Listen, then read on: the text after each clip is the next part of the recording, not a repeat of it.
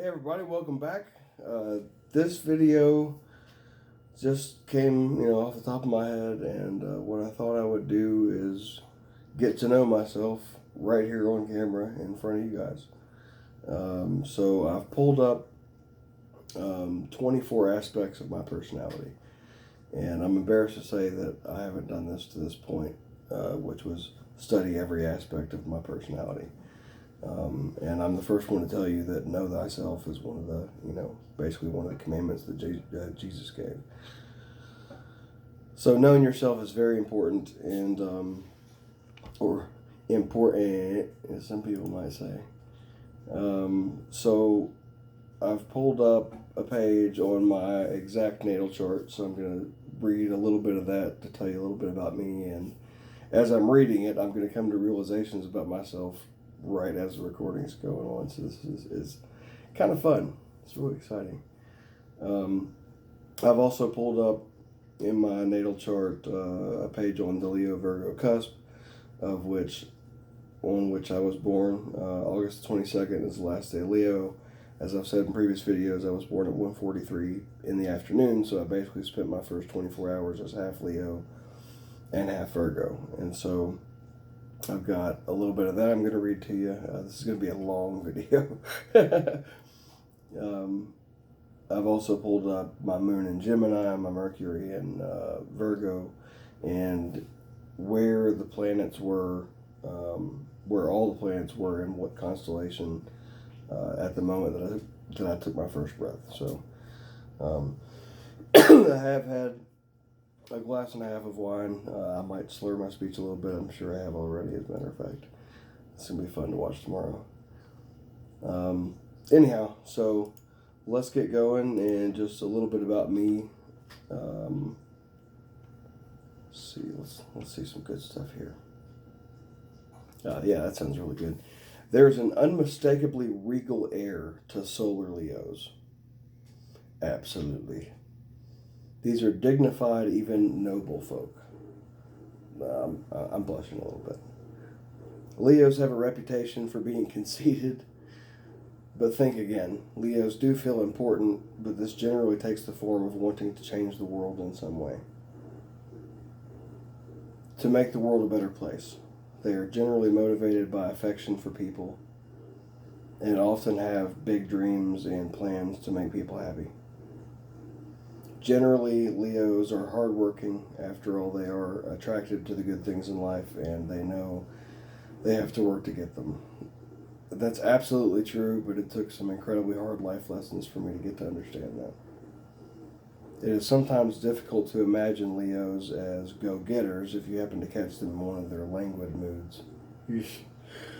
These people can sleep in, laze around, and luxuriate for long periods of time. Sloth.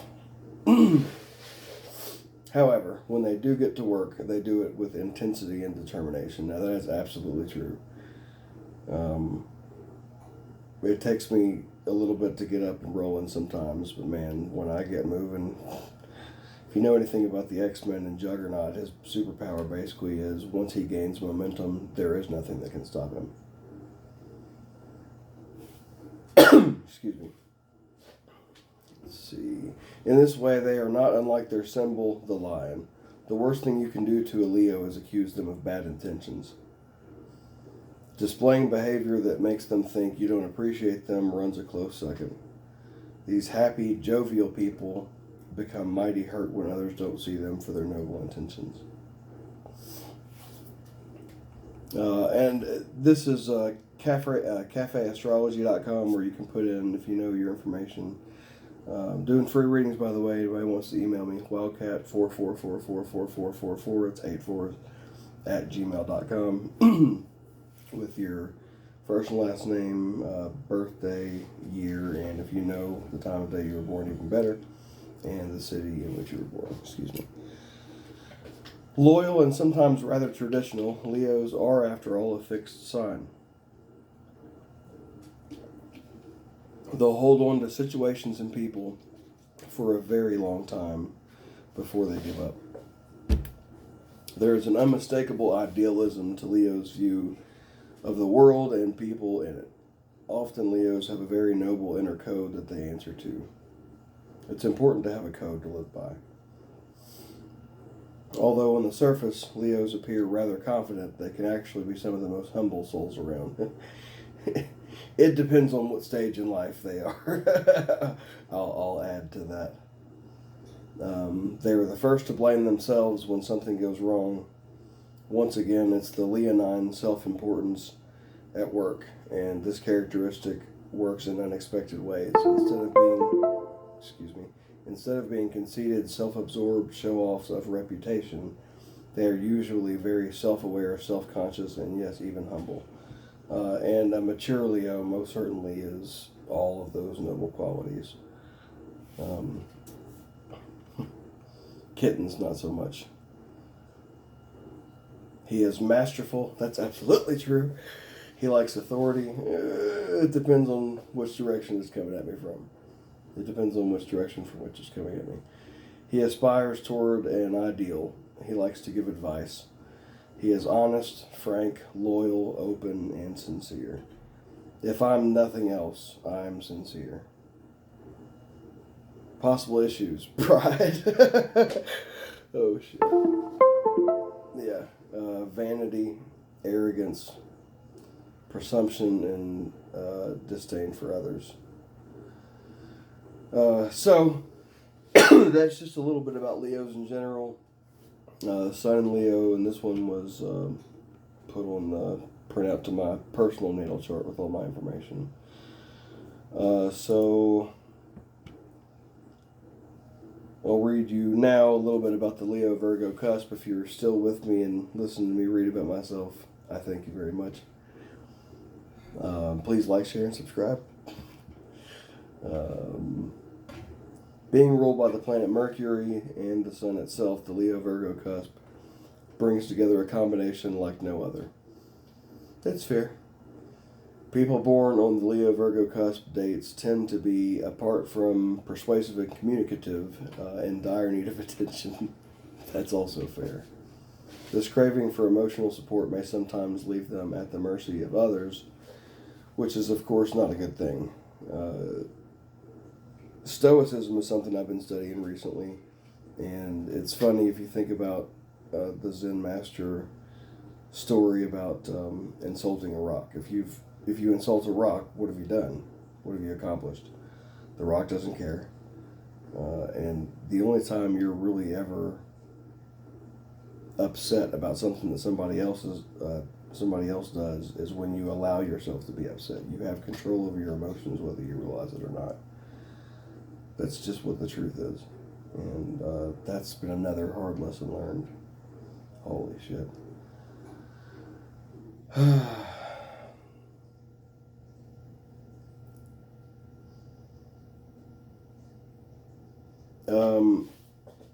So let's say that's enough about the Leo Virgo cusp, the cusp of exposure. Okay, we said sign Leo already. So my moon is in Gemini. And just to read a little bit about that. Gemini moons often amuse their friends with their kooky observations. I do like picking out seemingly insignificant details and trying to make a thing out of them. Like to be busy with multiple fascinations simultaneously. I'm currently running 2 YouTube channels. Fresh Lava Productions, of course. Thanks for tuning in. But also, my dog has her very own YouTube channel. Her name is Hermione. If you go into the YouTube search bar and type in Hermione Granger Shanks, it's got a picture of her as an 8-week-old little puppy. She's just the cutest thing. I promised myself I wouldn't cry.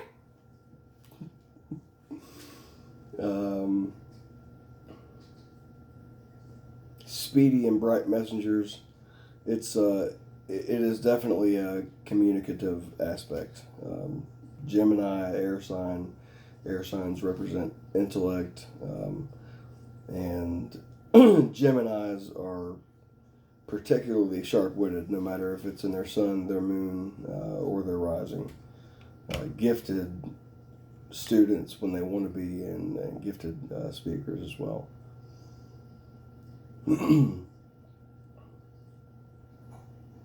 Scatterbrained, most definitely scatterbrained.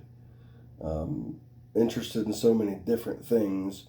It's like we almost don't give ourselves enough time to do enough studying to satisfy ourselves for whatever subject it is that we're on right now before we're already like, oh, I want to learn about that too, and then move on to the next thing. Let's see what else we got here. My Mercury is in Virgo, and I'm half Virgo anyway.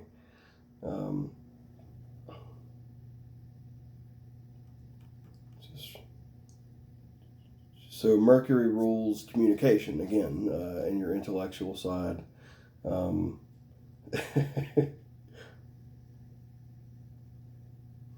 Mercury operates at its best in the sign of Virgo. You can have clear-headed, long stints of thought and really think about things and what things you're happy with, what things you're not happy with. It's a very,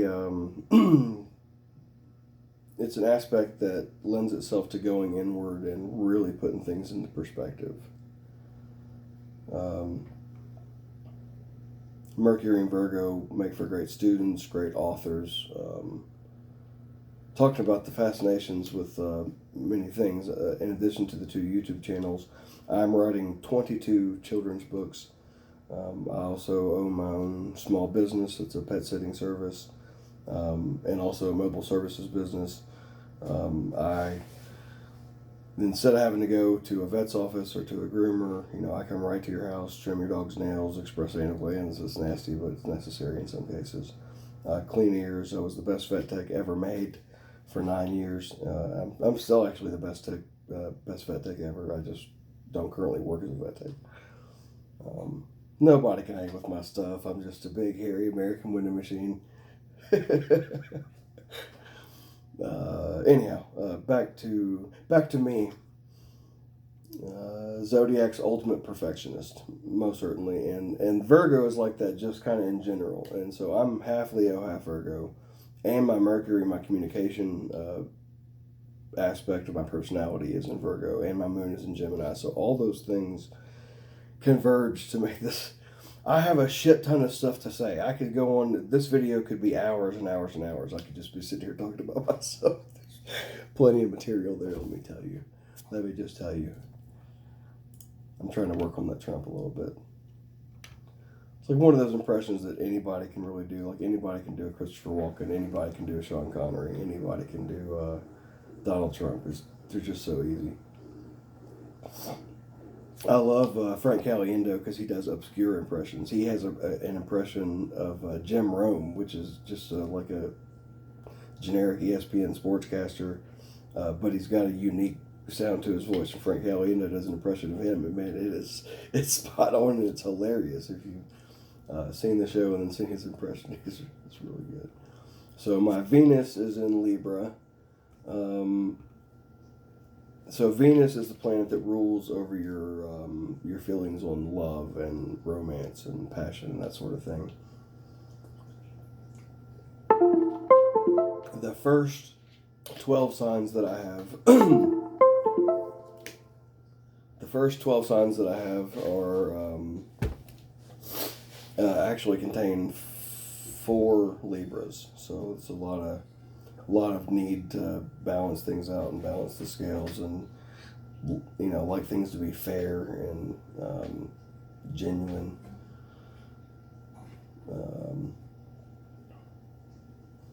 Dynamic talkers, most certainly another communication aspect. Good manners and balanced consideration across the board, like leaving a fair tip in the restaurant. Yeah, I love to tip well, and that might be influenced by having my Venus in Libra, but it was also most certainly influenced by my father. He loved to take care of people.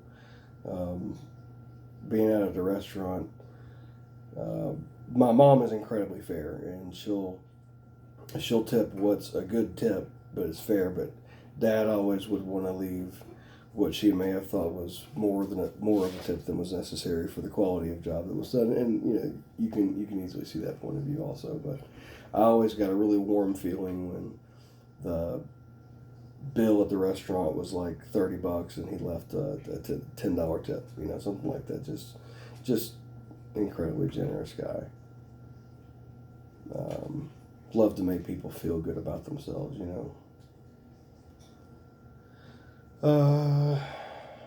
Charming, most certainly. Believe that. Turn the paint off the walls, son. An elegant dresser.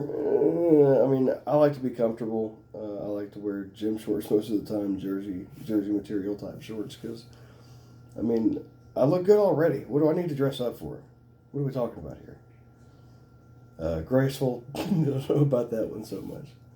That's not that these other aspects are just aspects in general. They're not the ones that are in the combination specific to my natal chart, which goes over all of the different things together. I don't want to give all the mystery of me away. I'm just kind of giving you a general idea here.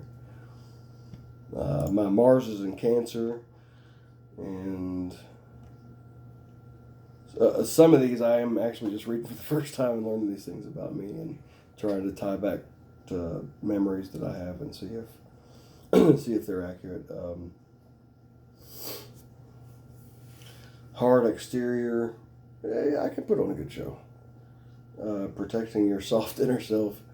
I'm an emotional guy, so yeah, absolutely. Shy away from an overwhelming situation. In the past, a lot. I've felt a lot of fight or flight in my life, but when you train yourself to the point of focusing on only needing to battle the elements of fear and doubt, because those are the only two things that throw us off balance in this life. If you can master fear and overcome doubt, you'll never have a problem in this existence. If prodded too much, you retreat, which comforts you and gives you space and time for reflection and growth.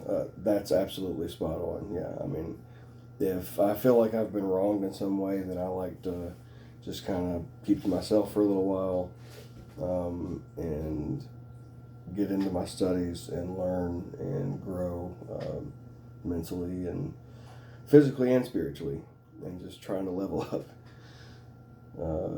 We all have so much potential for growth, but how many of us are really putting the time in to make it happen? And I'm not preaching on this like it's something that I've done my whole life. It's really not something that I've done until really recently, because I've just discovered the importance of looking at things that way. I take my dog for a run every day now. I hate aerobic exercise. There's still a part of me that does. But every morning I take my dog for a run around the neighborhood, and it's just about a mile now. Before, I would have never done anything like that, because exercise. I used to lift hundreds of pounds of dog a day, which is true, and I got a good workout while I was at the clinic that I worked at. But that's neither here nor there. Let's move on.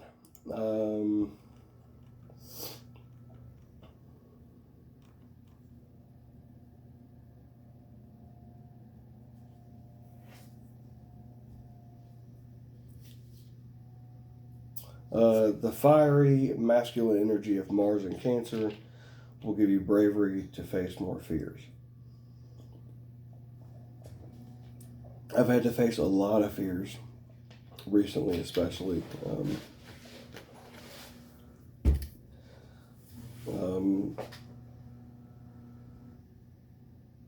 Well, nothing more than I'm sure anybody else has ever gone through. But it was kind of new for me and hit hard.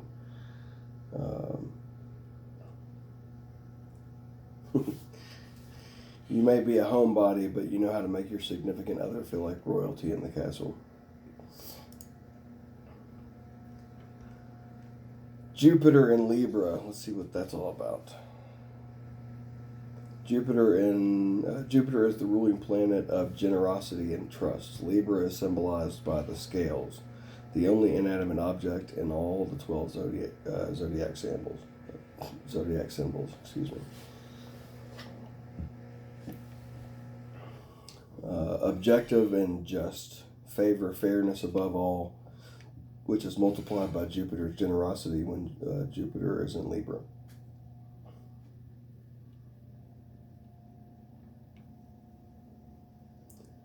Moving on.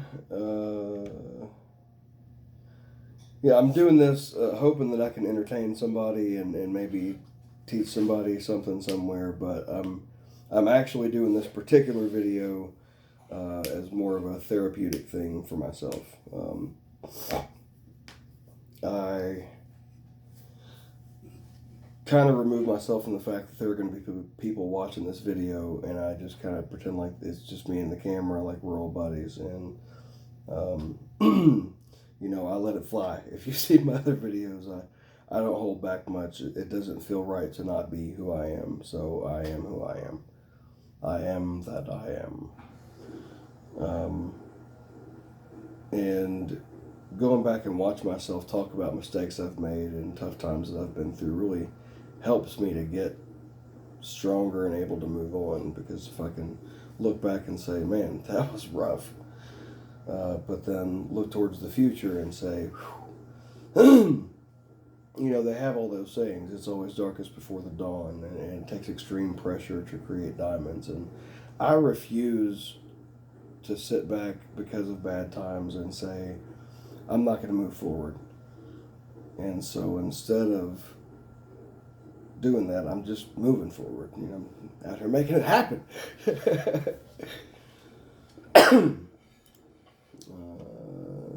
Uranus in Scorpio. such a juvenile joke.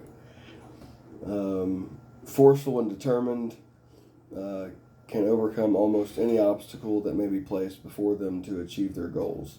Persistent, sharp, secretive, maybe for some Uranuses in Scorpio, but secretive is not a thing that I carry with me anymore. And it hasn't for quite some time. And the Leo, I mean, I was a teenager the last time I would have considered myself to be secretive. Because most of the time my Leo side is just like, "Wah!" You know, if you ask me what I think about something or, you know, whatever else, I've never really tried to give too much of a shit about what people think about what I have to say. And in some cases, that's the right thing to do. And in some cases, it's not. Discernment is a tool that I've been sharpening so that I'm able to pinpoint those things before they happen and not say the stupid wrong thing at the stupid wrong time. And instead, you know, do it right. Original thinkers may be gifted mechanically, not this guy. Not this guy with two thumbs right here. And not to say that I couldn't pick up on it, but I don't know shit about cars or mechanics in general. I like science, both physical and occult science. And yeah, that's absolutely true. I love astrology. I love tarot card readings. I love numerology. There are people around that will tell you, oh, that's a bunch of bullshit. But when you suffer from a lack of knowledge, you know, you lend yourself to that sort of narrow-scoped thinking. And the funny thing is, a lot of this stuff, astrology, if you're a scientist, astrology is the study of planetary aspects and how they influence us. You know, a lot of this stuff is backed by science. Tarot card reading, they've been trying to debunk that for centuries and haven't been successful. And it is shockingly accurate if you have a good reader. Along the same lines, you know, metaphysics and esoterics, when you get to talking about auras, auras aren't a thing, you know, it's like, yeah, it is. They've actually built a machine now that can see the human aura. Your heartbeat generates an electromagnetic field around your body, and they've made machines that can now see that. And people can see those also, and different colors mean different things.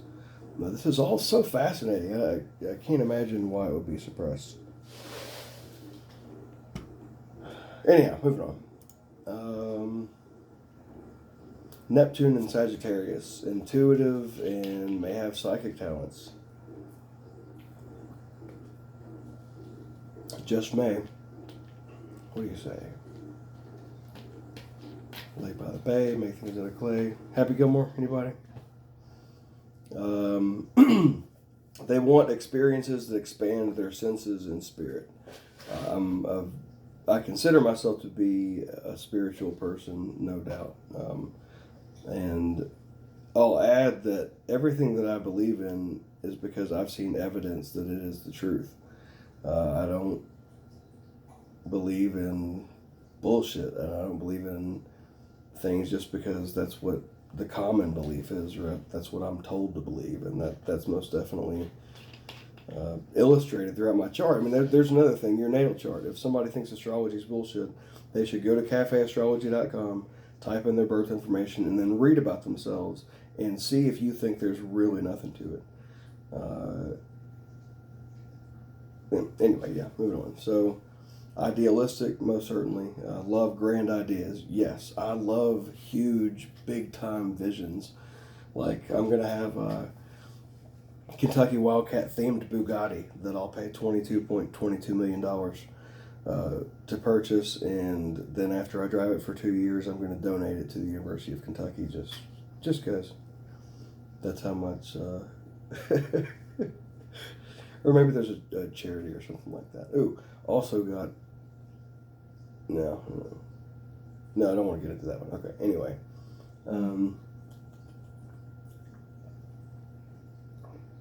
They have the potential to understand the meaning of life on a deeper level. I've come a long way in a short time, but like a lot of knowledge in a lot of areas, the more you learn, the more you realize how much there is to learn, and sometimes it can be overwhelming. Travel, religion, politics, philosophy, spending time with other people, those are all joyful things, typical of a Neptune and Sagittarius. I don't identify with necessarily all of those adjectives. However,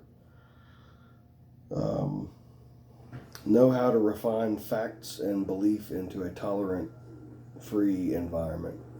Yeah, I mean, if you believe in something and it sounds kooky, or like the rest of the world or society in general doesn't, they might think you're crazy for doing it. Like a lot of people think tarot card readers, oh, that's all Satanism. No, it's really not. It's spiritual. It's not all occult. Sounds so much like cult that it gets me say, oh, it's like it must be evil. No, occult does not mean that you're in a cult. Occult sciences, that's just a spiritual branch of science. It really is what that is. Occultism.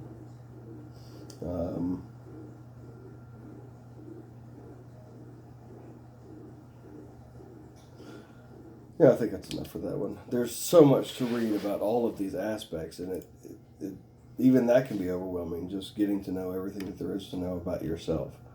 But it's so important. And lately, I've really been trying to put the time into getting a grasp on this. So my Pluto is in Libra, and according to trustedpsychicmediums.com,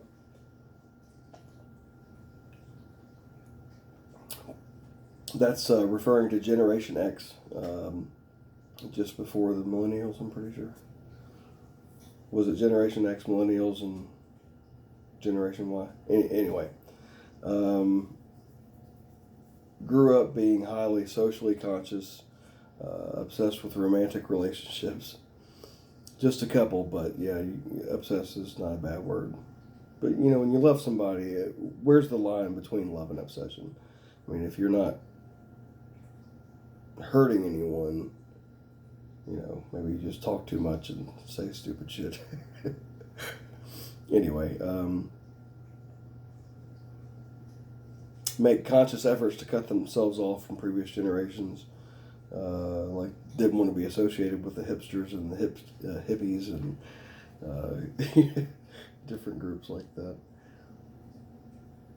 More focused on interpersonal relationships than any generation that came before them. I don't know if that's necessarily true. My folks were baby boomers, and interpersonal relationships were the most important. From my perspective, interpersonal relationships were the most important things to them, especially with family and friends, because of friends get to a certain level, then you accept them as family. And really, after a while, what's the difference? You do anything for this person that you consider to be a dear friend that you would for a blood relative.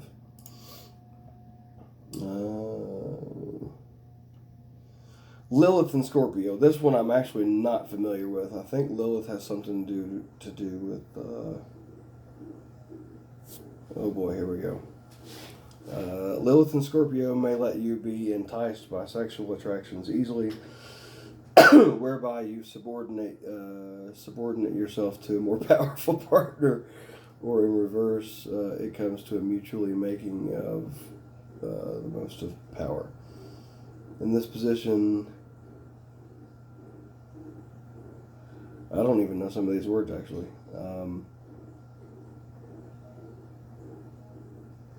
Great interest for enigmas, mysteries, death, for the beyond. Yeah, I mean that's definitely true.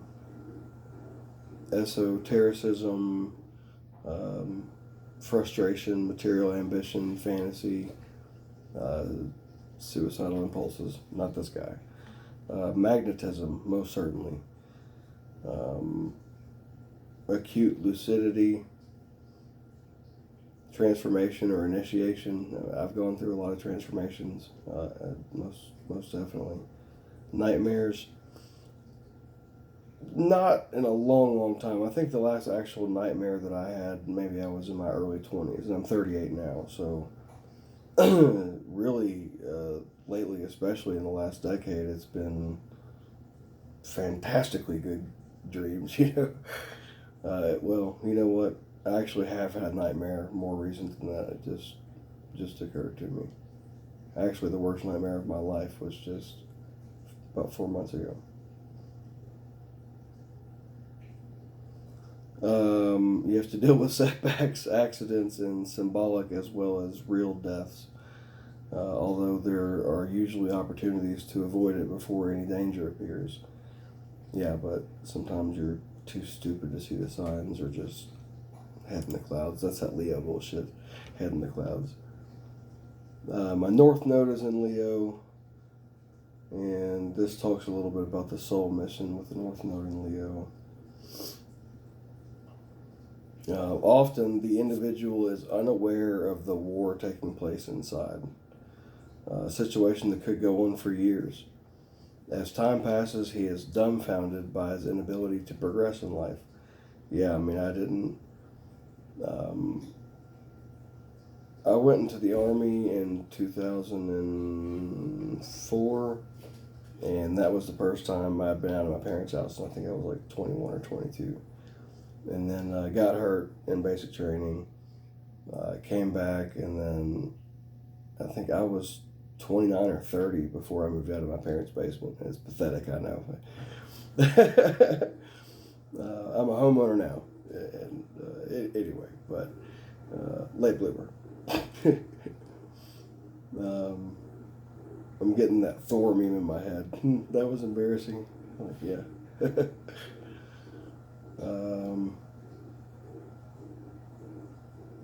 Yeah, failure to progress professionally, emotionally, and spiritually. Doesn't understand why he keeps repeating the same mistakes over and over again, and continues to dwell on the past as he desperately dreams of the future. All of us have our own set of visible and invisible struggles to work through, obstacles that the nodes of the moon can help us isolate and resolve, while simultaneously freeing us to move forward on our destined path. So, yeah, I mean, I was just a lazy MFer, for the longest time, and then finally found a career that I fell in love